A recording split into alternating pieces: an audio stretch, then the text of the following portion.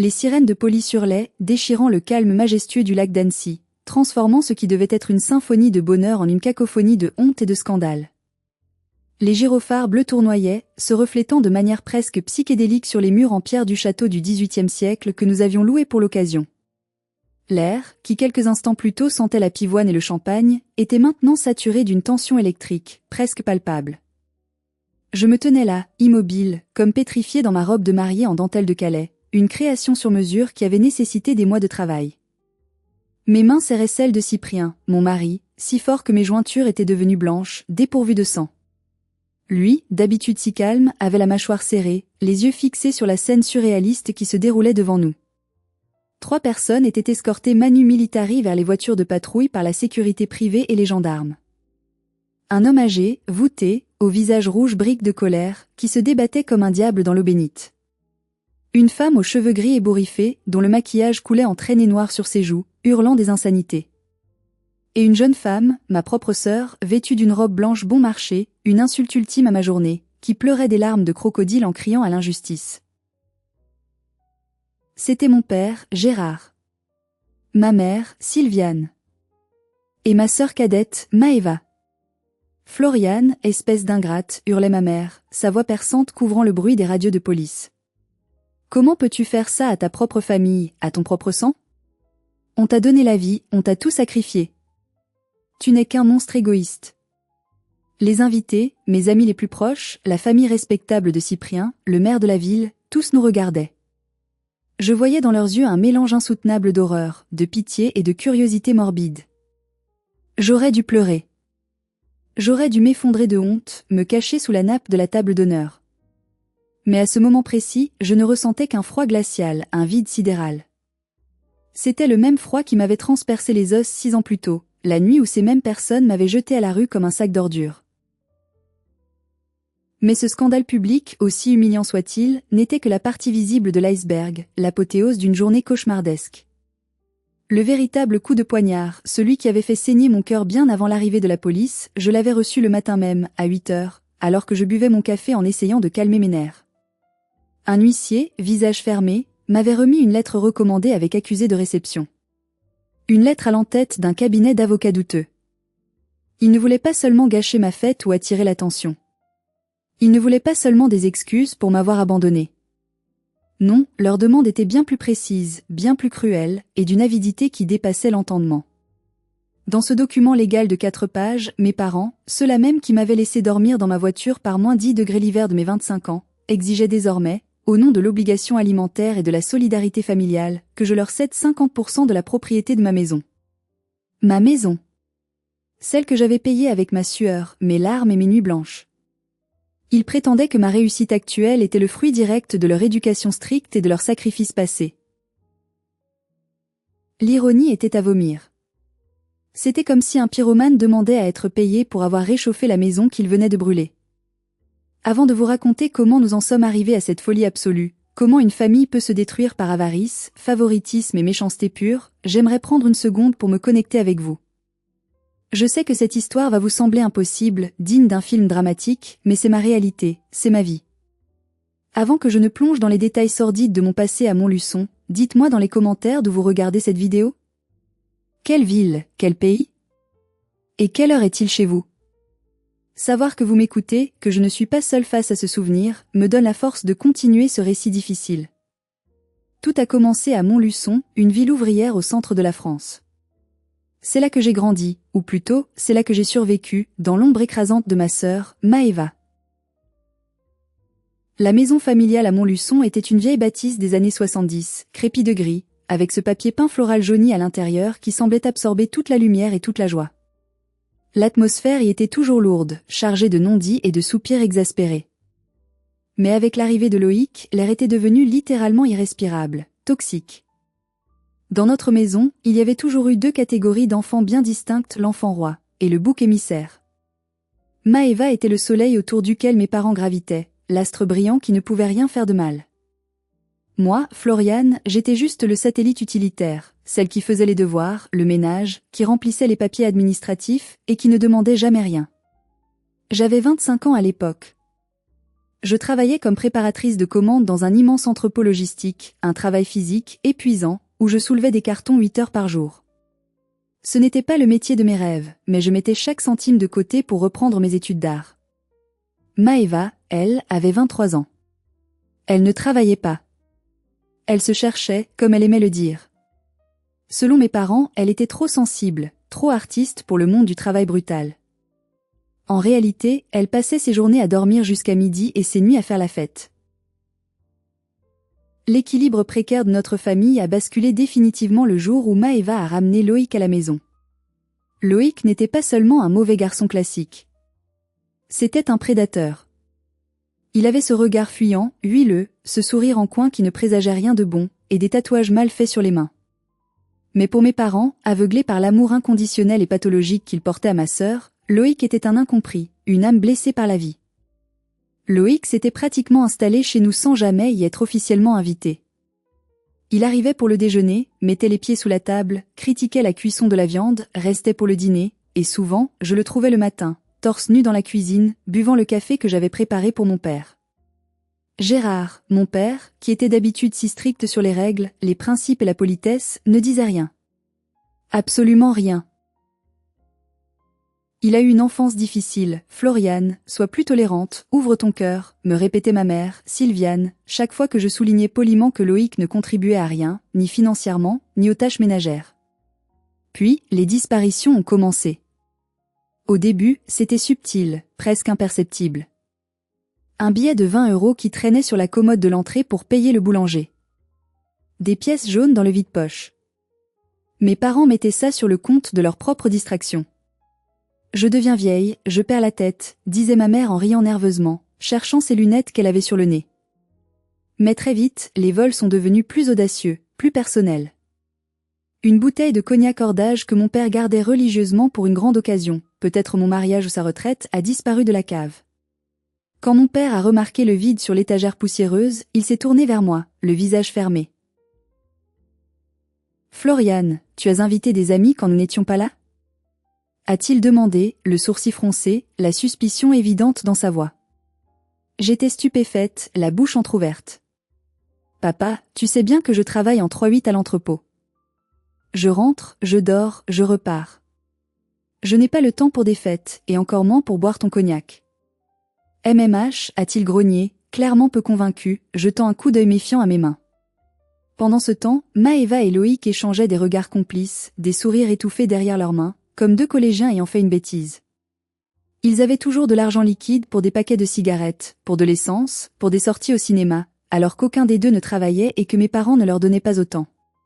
Cela aurait dû être évident. Cela aurait dû crever les yeux. Mais l'aveuglement volontaire de mes parents était une forteresse imprenable, bâtie sur des années de déni. Le point de bascule fut la disparition du collier de perles. C'était un bijou modeste mais ancien, le seul héritage véritable que ma grand-mère maternelle avait laissé à ma mère. Elle y tenait comme à la prunelle de ses yeux, le sortant seulement pour le nettoyer. Un soir de février, en rentrant du travail, épuisée, j'ai trouvé ma mère en larmes dans le salon, effondrée sur le fauteuil. La boîte à bijoux en velours bleu était ouverte sur ses genoux, vide. Mon collier. Il a disparu. On m'a volé mon collier, sanglotait-elle, son corps secoué de spasmes. Je me suis immédiatement tournée vers Maëva. Elle était assise sur le canapé, en train de limer ses ongles avec une nonchalance qui me donnait envie de hurler. Elle ne semblait pas du tout affectée par la détresse de notre mère. Loïc n'était pas là. Où est Loïc ? Ai-je demandé sèchement, ma voix tremblant de colère. Maëva a levé les yeux au ciel, soufflant bruyamment. Quoi ? Tu vas encore accuser mon copain ? T'es juste jalouse, Floriane. Jalouse parce que moi j'ai quelqu'un qui m'aime, et toi, tu es seule, vieille fille et aigrie. Je ne suis pas jalouse, Maëva. Des objets disparaissent depuis qu'il a mis les pieds ici. Ouvre les yeux. Ce type te manipule et il nous vole. C'est là que mon père est intervenu, sa voix tonnant dans le petit salon. Ça suffit, Floriane. Arrête de t'en prendre à ta sœur avec ta méchanceté habituelle. Loïc est un garçon gentil, un peu paumé mais gentil. Si le collier a disparu, c'est peut-être qu'il a été mal rangé, ou Il n'a pas fini sa phrase, mais son regard pesant sur moi en disait long. Il cherchait un coupable, et il ne voulait pas que ce soit sa précieuse Maëva ou son protégé. Quelques jours plus tard, j'ai surpris Loïc sortant furtivement de la chambre de mes parents. Il a sursauté violemment en me voyant dans le couloir sombre. « Qu'est-ce que tu faisais là ?» lui ai-je lancé, bloquant le passage. Il s'est approché de moi, envahissant mon espace personnel, son haleine empestant le tabac froid et l'alcool bon marché. Je cherchais les toilettes. « T'as un problème, la boniche ? Je sais ce que tu fais, Loïc. Et je vais le prouver. Je ne te laisserai pas détruire ma famille, ai-je murmuré, le cœur battant à tout rompre dans ma poitrine. Il a ri. Un rire froid, méchant, qui m'a glacé le sang. Personne ne te croira. T'es personne ici. Maëva est la princesse. Toi? T'es juste l'ombre. Fais gaffe à toi, Florian. Si tu joues à ça, tu vas perdre. J'aurais dû avoir peur. J'aurais dû me taire. Mais ce soir-là, j'ai décidé de parler à mes parents une bonne fois pour toutes le lendemain matin. Je voulais sauver ma famille de ce parasite. Je ne savais pas que ma tentative de vérité allait sceller mon destin. Maëva, sentant le danger, avait déjà préparé son coup. Elle n'allait pas attendre que je parle. Elle allait frapper la première, et elle allait frapper pour tuer. Le lendemain matin, un samedi gris et neigeux, je fus réveillé non pas par la douce lumière du jour ou par mon réveil, mais par des cris hystériques qui semblaient provenir de l'enfer. C'était la voix de Maëva, une plainte aiguë, déchirante, conçue pour alerter tout le quartier. Je suis descendu les escaliers 4 à 4, le cœur au bord des lèvres, encore en pyjama, les pieds nus sur le carrelage froid. Dans le salon, la scène qui m'attendait ressemblait à une pièce de théâtre tragique mal jouée, mais aux conséquences bien réelles. Maëva était effondrée dans les bras de ma mère, pleurant à chaudes larmes, son visage enfoui dans le gilet de laine de Sylviane. Mon père se tenait debout au milieu de la pièce, tel un juge d'instruction, tenant un sac de sport à la main. Un sac que je reconnaissais instantanément, c'était mon vieux sac de gym du lycée, celui que je gardais sous mon lit. « Comment as-tu pu ?» hurla mon père en me voyant arriver. Sa voix fit trembler les bibelots sur la cheminée. Ses yeux étaient injectés de sang, une veine pulsait dangereusement sur sa tempe. « De quoi tu parles ?» balbutiai-je, encore à moitié endormi, essayant de comprendre ce tribunal improvisé. Gérard renversa le sac sur la table basse en verre. Dans un bruit de cliquetis métallique insupportable, des objets se déversèrent. Le fameux collier de perles de ma mère. La montre en or que mon père croyait perdue. Une liasse de billets froissés. Et même une petite bague en argent que Maëva prétendait avoir perdue à la piscine des mois plus tôt. Le monde s'arrêta de tourner. Le silence qui suivit le bruit des objets tombant sur le verre fut assourdissant. Je fixais le butin, incapable de respirer, mon cerveau refusant d'assimiler l'image. J'ai trouvé ça sous son lit, octa Maëva entre deux sanglots simulés, levant un visage baigné de larmes vers notre père. Je cherchais mon chargeur de téléphone, je pensais l'avoir laissé dans sa chambre, et j'ai vu le sac. Maman, je suis désolée. Je ne voulais pas croire que c'était Floriane, mais elle a toujours été si jalouse de nous. Elle a dit l'autre jour qu'elle voulait se payer un appartement de luxe pour partir loin de vous, qu'elle en avait marre de vos règles. C'était un mensonge si énorme, si grotesque, si éloigné de ma personnalité que j'ai presque ri nerveusement. C'est faux. C'est totalement faux. Criai-je, la panique montant en moi comme une marée noire. Je n'ai jamais touché à ça. C'est elle. C'est Loïc. Ils ont mis ça dans ma chambre pour me piéger parce que j'ai menacé de tout dire hier soir. Je m'avançai vers ma mère, les mains tendues, cherchant du soutien, cherchant un regard de compréhension. Maman, regarde-moi. Tu me connais. Je suis Floriane. Je travaille dur depuis mes 16 ans. Je n'ai jamais volé un centime de ma vie. Je vous donne une partie de mon salaire pour les courses. Pourquoi je volerais tes bijoux ? Sylviane détourna le regard, serrant Maëva plus fort contre elle, comme pour la protéger d'une maladie contagieuse. Les preuves sont là, Floriane. Sous ton lit. Dans ta chambre. Sa voix était froide, tranchante, dénuée de toute affection maternelle. Tu es une voleuse. Tu as volé ta propre famille. Tu as profité de notre confiance. Non. C'est une mise en scène. C'est Loïc. Insistai-je, ma voix montant dans les aigus. C'est alors que mon père s'approcha de moi. Je n'eus pas le temps de reculer. Sa main partit avec une violence inouïe et une gifle monumentale s'écrasa sur ma joue gauche. Le bruit de l'impact claqua comme un coup de fouet. La douleur fut immédiate, brûlante, irradiant dans toute ma mâchoire, mais le choc émotionnel fut 1000 fois pire. Mon père ne m'avait jamais frappé. Jamais. C'était la rupture définitive. Je portais la main à ma joue, les larmes montant aux yeux, non pas de douleur physique, mais d'humiliation pure. Je regardais cet homme que j'avais respecté, et je ne voyais plus qu'un étranger rempli de haine. « Je ne veux pas d'une criminelle sous mon toit », dit-il d'une voix basse, tremblante de rage contenue, ce qui était encore plus terrifiant que ses cris. « Tu as 1 heure pour faire tes valises. Et estime-toi heureuse que je n'appelle pas la police par respect pour le nom que tu portes. » « Papa, s'il te plaît, écoute-moi, c'est une erreur. »« Ta gueule !» rugit-il, postillonnant de colère. « N'aggrave pas ton cas avec tes mensonges. Disparais. Je ne veux plus jamais voir ton visage. » Je suis montée dans ma chambre, les jambes flageolantes, la vision brouillée par les larmes. J'ai jeté quelques vêtements dans une valise, mes mains refusant d'obéir, attrapant des pulls au hasard, oubliant mes affaires de toilette, mes livres, mes souvenirs. Je n'arrivais pas à croire que c'était réel. 25 ans de vie commune, de dévouement, d'obéissance, effacés en 5 minutes par une accusation mensongère d'une sœur manipulatrice et d'un petit ami drogué.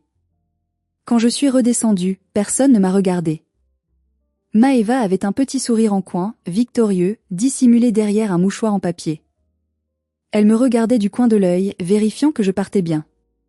Elle avait gagné. Elle avait protégé son petit ami délinquant, elle avait gardé l'argent qu'ils avaient probablement déjà dépensé, et elle s'était débarrassée du seul témoin gênant, tout en passant pour la victime héroïque qui avait découvert la vérité. Mon père a ouvert la porte d'entrée. Dehors, la neige tombait de rue. Un froid de février mordant s'engouffra dans le couloir. « Rends tes clés », ordonna-t-il, la main tendue. Je les ai posées sur le meuble de l'entrée, à côté du vide-poche qui avait servi de premier indice. Il a pris ma valise et l'a jetée sur le perron, dans la neige boueuse. Le tissu s'est immédiatement imprégné d'eau sale. « Ne reviens jamais. Tu es morte pour nous. Oublie que tu as une famille. » La porte a claqué. Le bruit sec de la serrure qui se verrouille a été le son le plus définitif, le plus violent de ma vie. Je me suis retrouvée seule, dans le froid, sans manteau chaud car je l'avais oublié dans la précipitation, sans endroit où aller, marquée au fer rouge par l'injustice. C'est le moment précis où ma vie a basculé dans le néant. J'étais innocente, mais condamnée par ceux qui auraient dû me protéger envers et contre tout. Mettez-vous à ma place un instant, je vous en supplie. Si votre famille, votre sang, vous trahissait de cette manière aussi brutale, que feriez-vous? Auriez-vous essayé de forcer la porte pour vous expliquer, de crier à la fenêtre, ou seriez-vous parti comme moi, la dignité en miettes mais la tête haute pour ne pas leur donner le plaisir de vous voir supplier? Dites-le moi en commentaire. Votre avis m'intéresse vraiment, car j'ai souvent douté de ma réaction ce jour-là. Je suis montée dans ma vieille Peugeot 206 grise. Le moteur a toussé plusieurs fois avant de démarrer, comme s'il hésitait lui aussi à partir. J'ai regardé une dernière fois la fenêtre du salon. Le rideau a bougé légèrement. Je savais que c'était Maëva qui me regardait partir, savourant son triomphe. Je ne savais pas encore que leur cruauté ne s'arrêterait pas là, et que ce départ n'était que le début de ma descente aux enfers. Les premières nuits furent les plus longues et les plus terrifiantes de mon existence. Dormir dans une voiture en plein hiver n'est pas seulement inconfortable, c'est une torture physique et mentale lente. Ma Peugeot 206 était devenue mon unique univers, ma chambre, ma cuisine, mon dressing et mon abri précaire. Je garais la voiture sur des parkings de supermarchés isolés en périphérie de la ville, ou dans des zones industrielles désertes, me recroquevillant sur la banquette arrière sous toutes les couches de vêtements que je possédais, essayant désespérément de conserver le peu de chaleur corporelle qui me restait. La condensation gelait sur les vitres à l'intérieur, formant des motifs de glace qui me rappelaient que je n'étais protégée de rien. Chaque matin, je me réveillais vers 4 heures à cause du froid, les membres engourdis, les dents claquant à s'en briser la mâchoire, et une douleur sourde dans le dos qui ne me quittait plus. Mais le pire n'était pas le froid, ni la faim qui me tordait l'estomac. C'était la honte. Une honte gluante, omniprésente.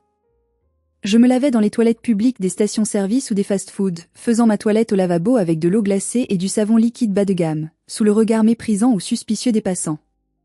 J'étais devenue une de ces personnes invisibles que l'on évite du regard, une paria. J'avais encore mon travail à l'entrepôt, Dieu merci, mais sans adresse fixe et sans douche régulière, il devenait extrêmement difficile de maintenir les apparences. Mes vêtements commençaient à sentir le renfermé. Mes collègues commençaient à me jeter des regards en biais, à chuchoter quand je passais. J'inventais des histoires abracadabrantes de dégâts des eaux chez moi, de travaux de rénovation qui s'éternisaient, pour justifier mon allure négligée et ma fatigue chronique. Pour m'en sortir, pour espérer louer un jour un studio, j'ai cherché un deuxième emploi. Je dormais 4 heures par nuit, je ne pouvais pas me permettre de flancher. J'ai trouvé une place de plongeuse et d'aide boulangère le week-end dans une petite boulangerie artisanale du centre-ville. La patronne, Madame Leroux, était une femme sévère, ancienne école, mais juste. Elle me laissait emporter les invendus le soir, baguettes trop cuites, croissants rassis. Ce pain dur était souvent mon seul repas de la journée. Je le mangeais dans ma voiture, en pleurant, en pensant au dîner chaud que ma famille partageait sûrement sans moi. Je commençais à reprendre un tout petit peu espoir. Je calculais frénétiquement qu'en économisant 3 mois de salaire complet, en ne dépensant rien, je pourrais payer la caution et le premier mois de loyer d'un studio meublé. Je voyais une lueur, un bout du tunnel. Mais j'avais tragiquement sous-estimé la haine viscérale de ma sœur. Elle ne voulait pas seulement me voir partir, elle voulait me voir détruite. Un après-midi pluvieux, alors que je nettoyais la vitrine de la boulangerie, j'ai vu passer la voiture de mon père au ralenti. Maëva était assise côté passager. Nos regards se sont croisés pendant une fraction de seconde. J'ai vu ses yeux s'écarquiller de surprise, puis un sourire mauvais, carnassier, s'étirer sur ses lèvres rouges. Elle m'avait vu. Elle savait que je n'étais pas morte, que je ne mendiais pas, que je survivais. Et pour elle, c'était inacceptable. Ma résilience était une insulte à sa victoire. 2 jours plus tard, Madame Leroux m'a convoquée dans son petit bureau encombré à l'arrière-boutique. L'odeur de farine et de levure, habituellement réconfortante, me sembla soudain étouffante. Elle avait l'air gênée, triturant son tablier, évitant mon regard. « Floriane, je vais devoir mettre fin à ta période d'essai, immédiatement, dit-elle sèchement, sans préambule.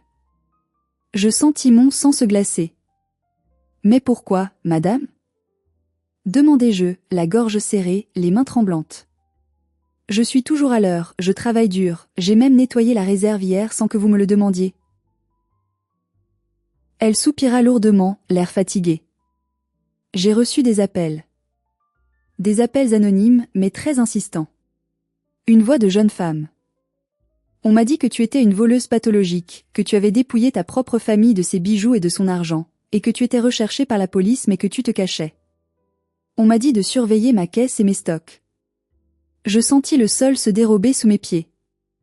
C'était comme recevoir la gifle de mon père une seconde fois. Madame Leroux, je vous le jure, c'est faux. C'est ma sœur, elle me déteste, c'est une vengeance personnelle, une vendetta familiale sordide. Je n'ai jamais rien volé. Je ne peux pas prendre de risques, Floriane, coupa-t-elle, levant la main pour m'arrêter. J'ai une petite entreprise. La réputation, c'est tout ce que j'ai. Je ne peux pas avoir d'histoire de police ou de vol ici. Tiens, voilà ton solde de tout compte en espèces. Pars, s'il te plaît. Et ne reviens pas. Je suis sortie de la boulangerie sous la pluie battante, mon enveloppe maigre à la main, les larmes se mêlant aux gouttes d'eau sur mes joues. Maëva ne voulait pas seulement que je parte. Elle voulait m'anéantir socialement. Elle voulait s'assurer que je ne puisse jamais me relever, de peur que je devienne une menace pour son mensonge. Elle voulait que je sois une épave. Ce soir-là, dans ma voiture glaciale garée près d'un terrain vague, j'ai touché le fond. J'ai hurlé de rage, un cri primal, frappant le volant jusqu'à ce que mes mains saignent et que mes jointures enflent. J'ai pensé à tout abandonner. À quoi bon lutter? À quoi bon être honnête si le monde récompense les menteurs? J'ai regardé les phares des camions passer sur l'autoroute au loin et j'ai eu des pensées noires, très noires. Mais au milieu de ce désespoir noir comme l'encre, une étincelle s'est allumée. Une colère froide, précise, chirurgicale. Je n'allais pas leur donner ce plaisir. Je n'allais pas mourir de froid dans cette voiture pour satisfaire l'ego de ma petite sœur pourri gâtée. Si je mourais ici, ils gagneraient. Il raconterait que j'étais folle, que j'avais mal tourné. Non. Je devais vivre. Je devais réussir. Mais pour ça, je devais partir. Loin. Très loin. Là où leur poison ne pourrait plus m'atteindre, là où personne ne connaissait le nom de ma famille. J'ai ouvert la boîte à gants, sorti une vieille carte routière de France déchirée aux pliures. J'ai fermé les yeux, pris une grande inspiration, et posé mon doigt au hasard sur le papier. J'ai rouvert les yeux. Mon doigt était posé sur la région Rhône-Alpes. Annecy. La Haute-Savoie. Les montagnes. La frontière. J'ai démarré la voiture. J'avais juste assez d'essence pour y arriver si je roulais à l'économie. Je laissais Montluçon, mon enfance et ma prétendue famille derrière moi. Je pensais que c'était la fin de l'histoire, que je fuyais vers l'oubli. Mais je me trompais. Le destin, dans son ironie, allait me réserver une renaissance inespérée, avant de me confronter une dernière fois à mes démons. Arriver à Annecy fut comme débarquer sur une autre planète, dans un autre monde. L'air y était plus pur, plus vif. Les montagnes majestueuses, au sommet encore enneigé, semblaient veiller sur la ville comme des gardiens silencieux. Et le lac, cette étendue d'eau turquoise, cristalline, avait quelque chose d'apaisant, de purifiant, qui contrastait violemment avec la grisaille industrielle de mon passé. Mais la beauté du paysage ne remplissait pas l'estomac et ne chauffait pas l'habitacle d'une voiture. J'ai dormi dans ma 206 pendant encore 3 semaines interminables, me garant près des campings pour utiliser leur douche discrètement, ou me lavant dans le lac à l'aube quand personne ne regardait. Je cherchais du travail partout, frappant à toutes les portes, prête à tout accepter, du ménage à la plonge. Un jour, errant dans les vieilles rues pavées de la ville, je suis passé devant un vieil atelier artisanal, une échoppe qui semblait hors du temps. L'enseigne en bois peint indiquait céramique et restauration fort. À travers la vitrine poussiéreuse, j'ai vu un vieil homme aux cheveux blancs en bataille, penché sur une table, peignant minutieusement une assiette cassée avec un pinceau fin comme un cheveu. Fasciné, je suis resté planté là, le nez collé à la vitre. J'avais toujours aimé les travaux manuels, la précision, le calme. C'était la seule chose que ma mère ne critiquait pas quand j'étais petite, mes mains habiles. L'homme a levé les yeux, a ajusté ses lunettes loupe, m'a vu, et au lieu de me chasser comme une vagabonde, il m'a fait signe d'entrer. C'était Monsieur Faure. Il a vu au-delà de mes vêtements froissés, de mes cheveux ternes et de mes cernes profonds. Il a vu la détresse dans mes yeux, mais il a aussi vu l'envie, la curiosité. Tu cherches du travail ou tu cherches juste à te réchauffer, gamine ? A-t-il demandé avec une voix bourrue, rocailleuse, mais des yeux rieurs et bienveillants. Les deux, monsieur, ai-je répondu honnêtement, ma voix se brisant légèrement. Il m'a scruté un instant, puis il m'a tendu un balai. Commence par l'atelier. C'est un foutoir ici. On verra si tu as la main et si tu sais respecter les objets. Je n'ai plus jamais quitté cet atelier. Monsieur Faure est devenu le père que je n'avais jamais eu, ou celui que j'avais perdu. Il m'a appris l'art délicat de la restauration de céramique, comment nettoyer, comment recoller les morceaux d'une histoire brisée pour en faire quelque chose de nouveau, de plus beau, de plus fort. La méthode Kintsugi, disait-il parfois, l'art de sublimer les blessures avec de l'or. C'était une métaphore parfaite de ma vie. Je me reconstruisais, éclat par éclat, fissure après fissure. 3 ans ont passé. J'étais devenue une experte, une artisane reconnue. Je gagnais bien ma vie, les clients fortunés d'Annecy et de Genève nous confiaient des pièces inestimables. Je louais un joli appartement lumineux avec vue sur le canal du Thiou. J'avais effacé Montluçon de ma mémoire quotidienne, ou du moins, j'essayais de toutes mes forces. C'est là, dans cet atelier imprégné d'odeurs de térébenthine et d'argile, que j'ai rencontré Cyprien. Il est entré un mardi pluvieux de novembre. Il était architecte paysagiste, un homme grand, avec un sourire timide qui illuminait son visage et des mains abîmées par la terre, comme les miennes. Il venait faire restaurer un vase galéancien pour l'anniversaire de sa mère. Nous avons discuté pendant 1 heure, non pas du vase, mais de la lumière, des textures, de la patience. Puis il est revenu la semaine suivante pour voir l'avancement. Et celle d'après. Notre amour n'a pas été un coup de foudre explosif comme dans les films, mais une construction lente, solide et durable, comme la cuisson d'une poterie au four. Cyprien était doux, à l'écoute, incroyablement stable. Et surtout, il avait une famille aimante, soudée, normale, sans drame. Quand il m'a présenté à ses parents et à sa sœur, Garance, j'étais terrifiée, l'estomac noué. J'avais peur d'être rejetée, peur qu'il voie en moi la fille brisée qui avait dormi dans une voiture. Mais ils m'ont accueillie à bras ouverts, avec chaleur et simplicité. Garance, qui était une avocate redoutable à Lyon, est devenue ma meilleure amie, la confidente et la sœur que j'aurais dû avoir depuis toujours. Cependant, je gardais un secret, une ombre au tableau. Je n'avais jamais raconté à Cyprien toute la vérité sur mon départ précipité. Je lui avais dit que je n'avais plus de contact avec ma famille, que c'était compliqué, que nous nous étions éloignés. J'avais trop honte d'avouer que j'avais été accusée de vol, traitée de criminelle, que j'avais été SDF. J'avais peur qu'il me juge, qu'une petite voix en lui pense s'il n'y a pas de fumée sans feu. 5 ans après mon départ de l'enfer, Cyprien m'a demandé en mariage au bord du lac, lors d'un coucher de soleil flamboyant. J'ai dit oui en pleurant de joie, incapable de croire à ma chance. Nous avons acheté une magnifique maison traditionnelle savoyarde à rénover sur les hauteurs d'Annecy-le-Vieux. La vie était parfaite. J'étais riche d'amour, de sécurité, et oui, financièrement très à l'aise grâce à mon travail acharné et à la réussite de Cyprien. Mais le passé a cette fâcheuse habitude, presque perverse, de remonter à la surface quand on s'y attend le moins, quand on baisse la garde. Tout a basculé lors d'un voyage professionnel à Lyon pour une exposition. J'ai croisé par pur hasard, au détour d'une allée, ma tante Muriel, la sœur de mon père. La seule personne de cette famille maudite qui avait toujours été un peu gentille avec moi. Elle m'a reconnu malgré mes vêtements élégants, ma confiance en moi et ma nouvelle coupe de cheveux. Nous avons pris un café, mes mains tremblaient autour de la tasse. Elle me regardait comme si elle voyait un fantôme. Floriane. Dieu merci, tu vas bien. Tes parents, ils disent à tout le monde à Montluçon que tu as fui avec un dealer, que tu as mal tourné. J'ai ri jaune, un rire amer. C'est leur version pour sauver la face. Floriane, il faut que tu saches, dit-elle en baissant la voix, se penchant vers moi. Ils savent. Ils savent que tu es innocente. Ils le savent depuis le début. Je me suis figée, le souffle coupé. Quoi? Que veux-tu dire? Muriel soupira, l'air accablé. 2 semaines après ton départ, Loïc a été arrêté pour un gros trafic de stupéfiants. La police a perquisitionné la maison de tes parents. Ils ont trouvé des preuves accablantes dans la chambre de Maëva. Elle stockait la marchandise pour lui. Loïc a tout avoué en garde à vue, y compris les vols dans la maison, le cognac, le collier, tout ça pour payer ses dettes de jeu et sa consommation. Et mes parents? Balbutiai-je. Ils ont paniqué. Ils ont payé un avocat très cher, un ténor du barreau, pour que Maëva n'aille pas en prison. Ils ont tout fait pour étouffer l'affaire, pour sauver leur réputation dans le quartier. Ils savaient que c'était Loïc et Maëva qui avaient volé le collier. Ils savaient que tu n'avais rien fait, que tu étais la victime. Pourquoi ne m'ont-ils pas appelé? Pourquoi ne m'ont-ils pas cherché?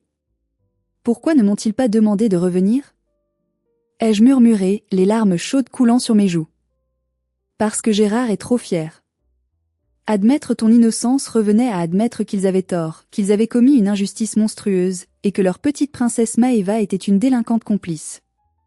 Ils ont préféré te sacrifier, te laisser dans la nature, plutôt que de ternir l'image de la famille parfaite et d'avouer leur erreur. Cette révélation a transformé ma tristesse résiduelle en une haine pure, incandescente, volcanique. Ils savaient. Ils m'avaient laissé dormir dans la rue, ils m'avaient laissé perdre mon emploi, alors qu'ils connaissaient la vérité. Ce n'était plus de l'injustice ou de l'aveuglement, c'était de la malveillance pure, calculée. C'était impardonnable. Je suis rentrée à Annecy dans un état second, conduisant machinalement, la rage bouillonnant dans mes veines. J'ai tout raconté à Cyprien dès mon arrivée. Pour la première fois, je n'ai rien caché, pas le moindre détail sordide. La voiture glaciale, la faim, l'accusation, la honte et la terrible révélation de tante Muriel. Cyprien m'a écouté sans m'interrompre, son visage passant de la surprise à l'horreur, puis à une colère froide. Quand j'ai fini, il m'a prise dans ses bras, me serrant si fort que j'ai cru qu'il voulait me fusionner à lui. Il a pleuré avec moi. Ils ne t'approcheront plus jamais, m'a-t-il promis, sa voix vibrant contre ma poitrine. Tu es ma famille maintenant. Il n'existe plus. Garance, mise au courant, était furieuse avec son esprit d'avocate. C'est monstrueux. C'est de la non-assistance à personne en danger. S'il tente quoi que ce soit, je les détruis légalement, je te le jure sur ma robe d'avocate, a-t-elle déclaré. Nous pensions être en sécurité, protégés par la distance et le silence. Mais tante Muriel, dans sa naïveté touchante mais catastrophique, avait posté une photo de nous deux au café sur son Facebook, avec la légende tellement heureuse d'avoir retrouvé ma nièce Floriane, future mariée radieuse à Annecy. Une belle vie l'attend. Elle n'avait pas pensé à bloquer mes parents. Elle pensait peut-être naïvement que cela les adoucirait. Le lendemain, mon téléphone, dont j'avais gardé le numéro par superstition ou par oubli, a vibré. Une erreur fatale. Un numéro inconnu. Puis un autre. Puis une avalanche de messages sur Messenger. C'était Maëva. Salut sœurette. Ça fait un bail. Tante Muriel a dit que tu te mariais? Félicitations. On a vu les photos de ta maison sur le profil de ton mec, ça a l'air grand, dis donc. Papa et maman seraient ravis de te revoir. Le passé c'est le passé, non? On était jeunes. Bisous. Je relisais le message, incrédule. Aucune excuse. Aucun remords. Juste une observation matérialiste sur la taille de ma maison et une minimisation abjecte de ce qu'il m'avait fait subir. On était jeunes? J'avais dormi dehors. Puis, un message de ma mère, plus manipulateur encore Floriane, ma fille, Dieu soit loué. Nous avons tant prié pour toi. Nous sommes vieux et fatigués maintenant, la santé de ton père décline. La famille doit se réunir, c'est sacré. Nous viendrons te voir pour le mariage. J'ai bloqué les numéros immédiatement, les mains tremblantes. Mais ils ont continué. Ils étaient comme une hydre à qui on coupe une tête. Ils ont créé de faux comptes. Ils ont contacté Cyprien via son site professionnel d'architecte. Ils ont même appelé l'atelier de Monsieur Faure en se faisant passer pour des clients. Ils répandaient des rumeurs infectes à Montluçon, disant que j'étais devenue une parvenue riche et égoïste qui laissait ses pauvres parents âgés mourir de faim. La réalité était bien plus sordide et pathétique. J'ai appris par Muriel que mes parents avaient tout perdu. Ils avaient vendu la maison familiale, celle dont j'avais été chassée, pour payer les dettes colossales de Maëva, qui continuait à vivre au-dessus de ses moyens, à acheter des vêtements de marque et à fréquenter des types louches. Ils vivaient maintenant dans un petit HLM humide, aigri, endetté jusqu'au cou. Pour eux, je n'étais pas une fille retrouvée, un enfant prodigue. J'étais un ticket de loterie gagnant. J'étais leur plan retraite, leur bouée de sauvetage financière. La pression montait de jour en jour. Ils menaçaient de venir faire un scandale à mon travail ou à celui de Cyprien si je ne les voyais pas. Je ne dormais plus. Cyprien et moi avons décidé, la mort dans l'âme, de prendre les devants. Nous avons accepté de les rencontrer une seule fois, dans un restaurant neutre, un grill routier à mi-chemin entre Montluçon et Annecy, pour mettre les choses au clair une fois pour toutes et leur interdire de nous approcher. Je voulais les regarder dans les yeux et leur dire que je savais tout. Je voulais voir s'il restait une once d'humanité, une miette de regret en eux. Quelle erreur monumentale. On ne négocie pas avec des terroristes émotionnels. On ne raisonne pas avec des sangsues. Le restaurant était un endroit impersonnel, bruyant, sentant la friture et le café brûlé. Cyprien était assis à côté de moi, sa main posée protectrice sur mon genou sous la table, une encre dans la tempête. Quand je les ai vus entrer, j'ai eu un choc physique. Ils avaient vieilli de 20 ans en 6 ans. La méchanceté et l'amertume les avaient consumés. Mon père, autrefois si imposant et terrifiant, était voûté, marchant difficilement avec une canne, le visage marqué par la coupe rose. Ma mère semblait éteinte, ses vêtements étaient usés et démodés. Seule Maëva semblait prospérer en apparence, elle portait des vêtements de marque Voyant, sans doute des contrefaçons ou achetés à crédit, et avait l'air toujours aussi arrogante, mâchant un chewing-gum la bouche ouverte. Ils se sont assis en face de nous. Pas de bonjour, pas d'embrassade, pas de larmes d'émotion. Juste des regards calculateurs. Tu as bonne mine, a dit ma mère, non pas comme un compliment, mais en scrutant avidement mes bijoux, ma bague de fiançailles en saphir, mon sac à main en cuir. Ça doit payer bien, la poterie, finalement. Je restaure des œuvres d'art, maman. Et Cyprien est architecte, ai-je corrigé froidement, refusant de l'appeler maman dans ma tête. Maëva a ricané, un son désagréable. Ouais, t'as bien réussi ton coup, la sainte nitouche. Te trouver un mec riche pendant que nous, on galère dans la merde. C'est facile la vie pour toi. Je sentis la colère monter, une bouffée de chaleur. Si vous galérez, c'est à cause de vos choix, Maeva. Pas des miens. Personne ne t'a obligé à fréquenter un dealer et à voler tes parents. Mon père a tapé du poing sur la table, faisant teinter les verres et tourner les têtes des autres clients. Respecte ta sœur. Elle a traversé des épreuves difficiles. Loïc l'a manipulée, c'était une victime. Et vous? Ai-je rétorqué, ma voix tremblant de rage contenue, mais montant en puissance. Et moi? Vous saviez que j'étais innocente. Muriel m'a tout dit. Vous saviez que c'était eux les voleurs, 2 semaines après m'avoir jeté dans la neige comme un chien. Et vous n'avez rien fait. Vous m'avez laissé dehors. Un silence pesant s'installa à notre table. Ma mère a baissé les yeux, tripotant sa serviette en papier, mais mon père a soutenu mon regard, sans aucune honte, avec une arrogance stupéfiante. On a fait ce qu'il fallait pour la famille, a-t-il dit avec aplomb, comme s'il énonçait une vérité universelle. Ta sœur était fragile, émotionnellement instable. Elle ne pouvait pas aller en prison, ça l'aurait tuée. Toi, Floriane, tu as toujours été forte, dure au mal. On savait que tu t'en sortirais, que tu rebondirais. C'était ton devoir de grande sœur de te sacrifier pour elle, de porter le fardeau. J'étais bouche bée, sidérée. Cette logique tordue, perverse, me donnait la nausée. Mon devoir? De dormir dans une voiture par -10 degrés? De manger des restes de poubelle? C'était ça mon devoir? Oh, arrête de faire la victime. Intervint Maeva, agressive. T'es là maintenant, t'es vivante, t'es riche. Nous, on n'a plus rien. Papa et maman vivent dans un trou à rats, ils ont vendu la maison. C'est là que la vraie raison de leur venue est sortie, obscène et nue. Nous avons vu sur Internet que vous avez acheté une grande maison à Annecy-le-Vieux, a dit ma mère, retrouvant une voix mielleuse et hypocrite qui me rappelait mon enfance. Il y a sûrement une dépendance ou des chambres d'amis que vous n'utilisez pas. Nous sommes tes parents, Floriane. L'obligation alimentaire envers les parents est inscrite dans la loi française. Nous exigeons d'emménager avec vous. Maeva aussi, bien sûr, elle ne peut pas rester seule, elle a besoin de soutien. Cyprien a failli s'étouffer avec son eau. Pardon? Vous plaisantez, j'espère?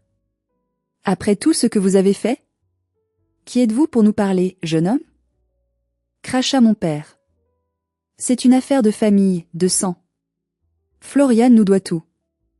Nous l'avons nourrie, logée, éduquée pendant 25 ans. Maintenant, c'est à son tour de payer, de rendre l'appareil. On veut 50% de la maison à nos noms pour garantir notre sécurité et notre héritage, ou alors on emménage la semaine prochaine. C'est non négociable. C'était donc ça. Il ne voulait pas juste un toit ou une réconciliation. Il voulait la propriété.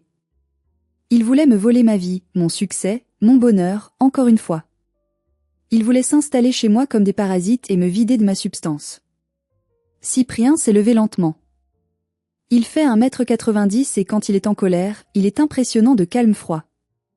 Écoutez-moi bien, dit-il d'une voix qui ne tolérait aucune réplique. Vous n'aurez rien. Pas un centime. Pas 1 m². Pas une miette de pain. Vous avez perdu votre fille le jour où vous l'avez jetée dehors. Vous n'êtes pas des parents, vous êtes des monstres. Si vous approchez encore d'elle, si vous essayez de venir à notre mariage, je vous garantis que vous le regretterez amèrement. J'ai les moyens de vous faire vivre un enfer juridique. Il a jeté un billet de 50 € sur la table pour payer nos consommations intactes, comme on jette une pièce à un mendiant. Venez, Floriane. On part. On a fini ici. En sortant, j'entendis Maeva crier derrière nous. Hystérique, tu vas payer pour ça, salope. On sera à ton mariage, que tu le veuilles ou non. On a des droits. Je tremblais de tout mon corps dans la voiture sur le chemin du retour. Ils ne s'arrêteront pas, Cyprien. Ils sont fous. Je sais, dit-il en serrant ma main, les yeux fixés sur la route. Mais nous serons prêts. Nous ne les laisserons pas gagner. Nous avons engagé une sécurité privée pour le mariage, des anciens gendarmes. Garance a préparé des dossiers juridiques préventifs. Nous pensions avoir tout prévu, tout blindé. Mais nous n'avions pas prévu l'audace, la folie pure de leur coup d'éclat final. Les semaines précédant le mariage furent un enfer psychologique, une guerre des nerfs. Je sursautais à chaque sonnerie de téléphone. Je recevais des lettres anonymes découpées dans des journaux, des appels silencieux au milieu de la nuit où j'entendais juste une respiration lourde. Mais nous avons tenu bon, soudés comme jamais. Le grand jour est enfin arrivé. Le château d'Annecy était magnifique, décoré de fleurs blanches, d'eucalyptus et de touches d'or. Le soleil brillait, le lac scintillait. Tout semblait parfait. Mais comme je vous l'ai dit au début, la matinée a commencé par cette maudite lettre d'huissier, livrée comme une bombe à retardement au petit déjeuner. Garance l'a lue pendant que je me faisais coiffer, alors que la maquilleuse essayait de cacher mes cernes de stress. Le visage de ma belle-sœur s'est décomposé, passant de la curiosité à la stupéfaction, puis elle a éclaté d'un rire nerveux, presque effrayant. « Ils sont incroyables », a-t-elle dit, secouant la tête. « Ils t'assignent en justice pour non-assistance à personne en danger et réclament une pension alimentaire de 2 000 € par mois, plus une part de la maison au titre de dommages et intérêts pour abandon moral et préjudice affectif. C'est juridiquement bancal, c'est du grand n'importe quoi, mais c'est fait pour t'intimider le jour J, pour te faire craquer psychologiquement avant l'hôtel. Ils veulent gâcher ma journée, ai-je murmuré, les larmes aux yeux, sentant mon maquillage menacé de couler. Ils veulent que je sois triste. Ils ne gâcheront rien, a dit Garance fermement, posant ses mains sur mes épaules. Laisse-moi faire. Aujourd'hui, je ne suis pas seulement ta demoiselle d'honneur, je suis ton avocate, ton chien de garde. Et je vais me faire un plaisir sadique de les détruire s'ils osent se montrer. La cérémonie a commencé. J'étais anxieuse, le cœur battant, scrutant chaque visage dans l'assemblée, cherchant une menace. Mais tout se passait bien. L'échange des vœux fut émouvant. Cyprien, les yeux dans les yeux, m'a promis de me protéger pour toujours, et je savais qu'il le pensait vraiment. J'ai commencé à me détendre, à croire que peut-être ils avaient abandonné. Puis vint la réception. Le dîner, les discours, les rires. Nous étions en train de couper le gâteau, une magnifique pièce montée, quand une agitation soudaine a commencé à l'entrée de la salle de bal. Des éclats de voix, des bruits de lutte. Les agents de sécurité tentaient de barrer la route à 3 personnes, mais mon père, brandissant sa canne en bois comme une arme contondante, hurlait comme un possédé. C'est le mariage de ma fille. J'ai le droit d'entrer. Je suis le père. Appelez la police. Laissez-moi passer. Ils avaient réussi à passer le premier barrage de sécurité à l'entrée du domaine en prétendant être des livreurs pour le traiteur, une ruse vieille comme le monde. Ils ont fait irruption dans la salle de bal, bousculant des serveurs. Le silence est tombé instantanément, lourd, absolu. La musique s'est arrêtée dans un crissement désagréable. Maëva s'est avancée sous la lumière des projecteurs. Elle portait cette fameuse robe blanche. Une robe de mariée d'occasion, tachée au bas, mal ajustée, qu'elle avait dû trouver dans une friperie. C'était l'insulte suprême, le tabou ultime d'un mariage. Elle voulait être la mariée. Elle voulait voler mon moment. Bravo! A crié Maëva en applaudissant lentement, un son qui claquait dans le silence. Bravo la petite sainte! Tu te goinfres de gâteaux et de champagne pendant que tes parents crèvent de faim? Tu n'as pas honte? Mon père s'est avancé derrière elle, repoussant violemment un serveur qui essayait de s'interposer. Il a sorti un papier froissé de sa poche, le même genre de contrat délirant que j'avais reçu le matin. Signe ça, Florian. A-t-il aboyé, sa voix résonnant contre les murs de pierre. Signe que tu vas prendre soin de nous, que tu cèdes 50% de la maison, et on te laisse tranquille avec tes nouveaux amis riches. Sinon, on reste ici, on s'assoit, et on raconte à tout ce beau monde, à tous ces gens respectables, comment tu as abandonné ta famille handicapée et malade. On dira tout. C'était du chantage pur et simple. Une prise d'otage émotionnelle devant 150 témoins. Je me suis sentie petite, vulnérable, ramenée 6 ans en arrière. Je voulais disparaître, m'évaporer. Mais Cyprien m'a tenu le bras, solide comme un roc. Et Garance s'est levée de la table d'honneur. Elle a pris le micro du DJ avec un calme olympien.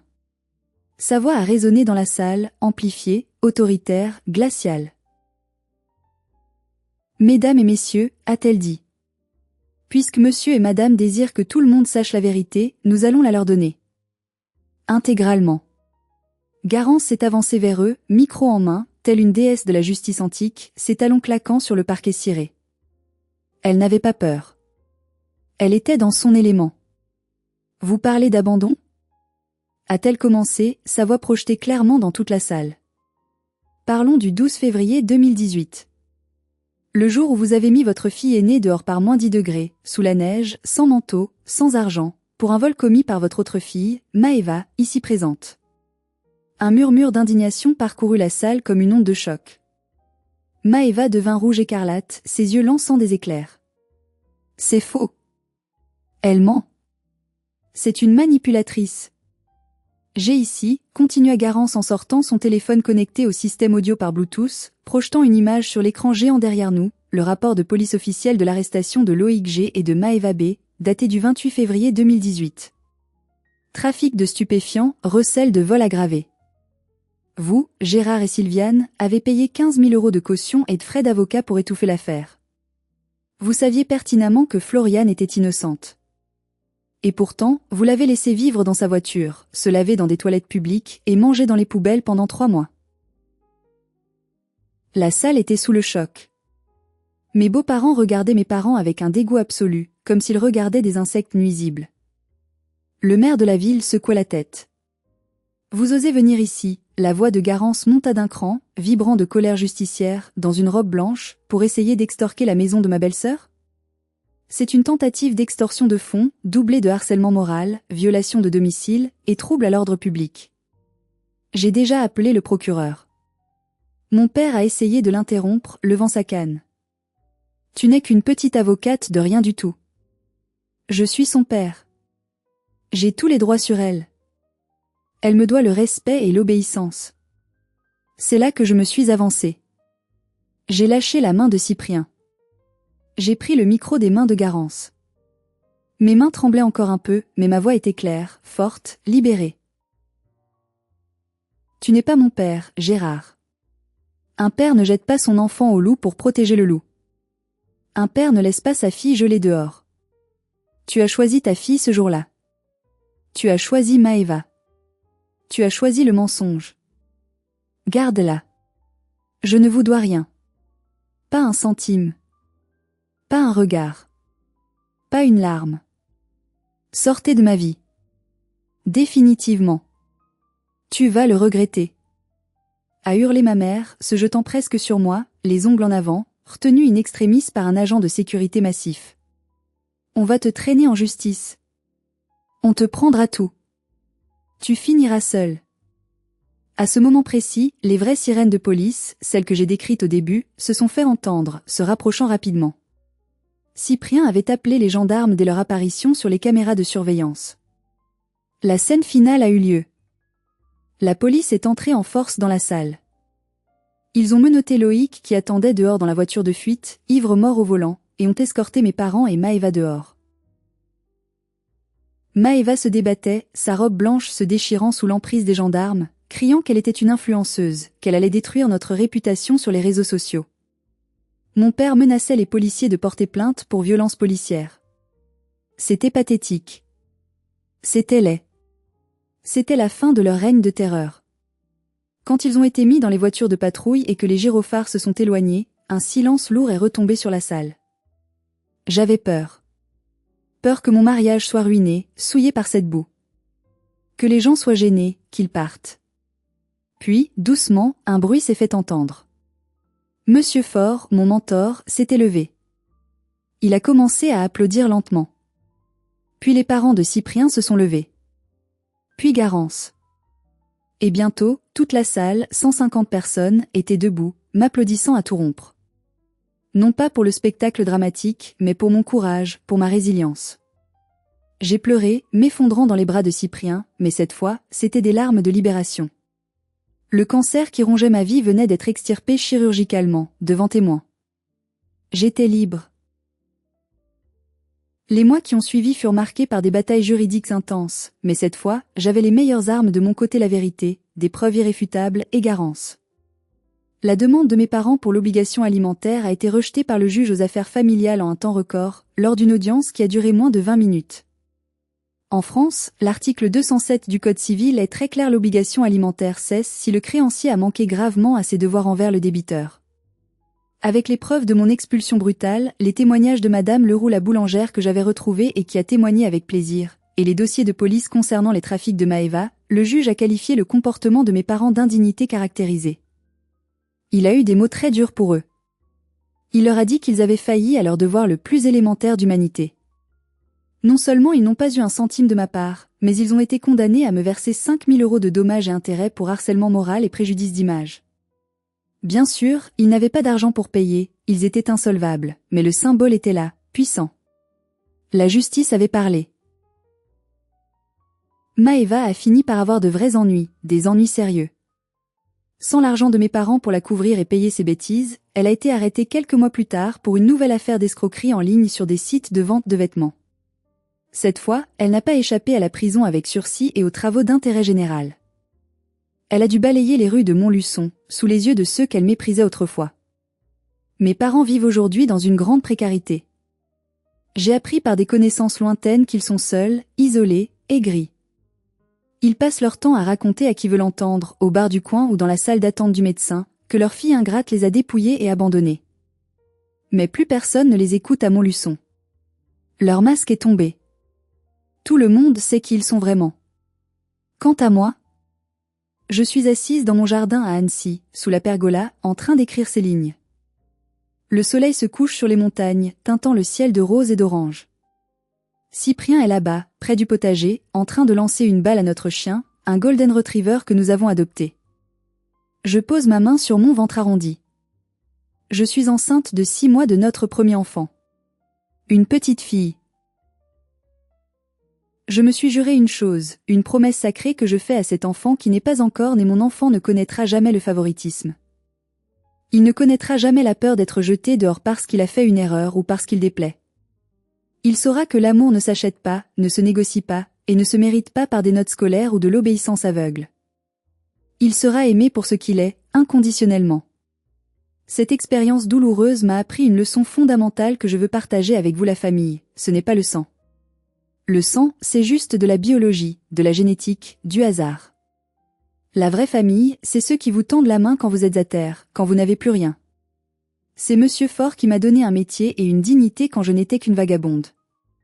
C'est Garance qui m'a défendue comme une lionne face à ses prédateurs. C'est Cyprien qui m'a aimé et réparé avec patience. À tous ceux qui vivent dans une famille toxique, qui sont les boucs émissaires, qui se sentent seuls et désespérés ce soir, ne perdez pas espoir. Je sais que c'est dur. Je sais que vous avez envie de tout lâcher. Mais vous pouvez vous en sortir. Vous pouvez construire votre propre château loin de leur ruine. Ne les laissez pas gagner en restant malheureux ou en devenant comme eux. La meilleure vengeance, la seule qui vaille vraiment la peine, c'est d'être incroyablement, insolemment heureux sans eux. Ils vous laissent 50% de ma maison. Ils n'ont eu que 100% de ma pitié. Et aujourd'hui, même ma pitié est épuisée, tarie. Il ne reste que l'indifférence, et croyez-moi, c'est le sentiment le plus doux, le plus paisible du monde. Merci d'avoir écouté mon histoire jusqu'au bout. C'était difficile à revivre, à écrire, mais c'était nécessaire pour tourner la page définitivement. Si cette histoire vous a touché, ou si vous avez vous-même vécu une rupture familiale ou une injustice, mettez un j'aime et partagez cette vidéo. Cela aide énormément la chaîne à faire connaître ces histoires. Et surtout, abonnez-vous pour ne pas rater les prochains récits. Prenez soin de vous et de ceux qui vous aiment vraiment. À bientôt.